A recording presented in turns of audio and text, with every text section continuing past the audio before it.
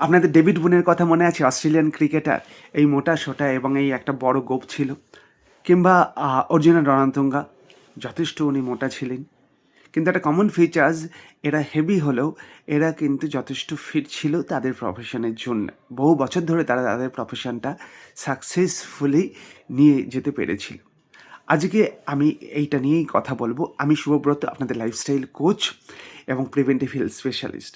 Fat fit paradise বলে একটা preventive হেলথে concept রয়েছে, যারা অনেকে কিন্তু ভিজুয়ালি দেখে মনে হচ্ছে অনেকটা ওভারওয়েট, মোটা, কিন্তু তারা ফিজিক্যালি অনেকটা ফিট।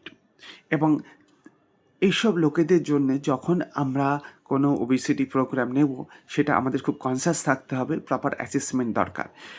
যারা অনেকটা ওভারওয়েট কিন্তু ফিজিক্যালি ফিট, তাদের ক্ষেত্রে মেটাবলিক সিনড্রোম থাকে না, তাদের ট্রাইগ্লিসারিড, ফাস্টিং, লিপিড প্রোফাইল সব কন্ট্রোলে থাকে, তারা অনেক এনার্জেটিকও হয়।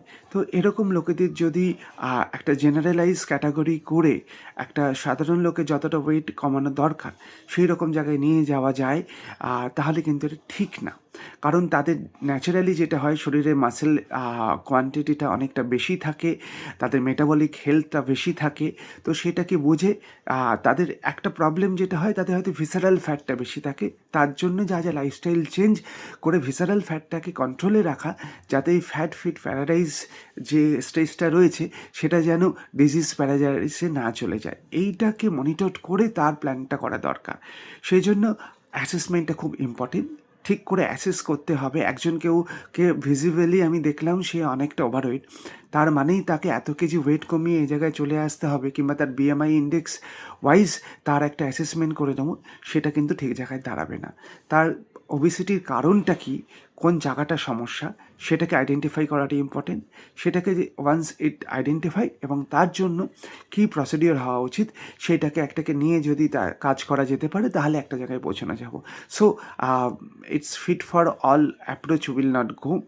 তার জন্য যেটা দরকার সেটা হচ্ছে যে প্রপার অ্যাসেসমেন্ট করা, এবং তার কতটা ওয়েট কমলে কিংবা তার কতটা ভিসারাল ফ্যাট কমলে সে সুস্থ থাকবে, সেটাকে আইডেন্টিফাই করে তাকে পরামর্শ দেওয়া। এইভাবে যদি আপনারা অ্যাসেসমেন্ট করে তারপর কোনো ওবেসিটি প্রোগ্রামে আসেন, তাহলে কিন্তু সেটা জাস্টিফাই হবে, নাহলে হিতে বিপরীত হতে পারে।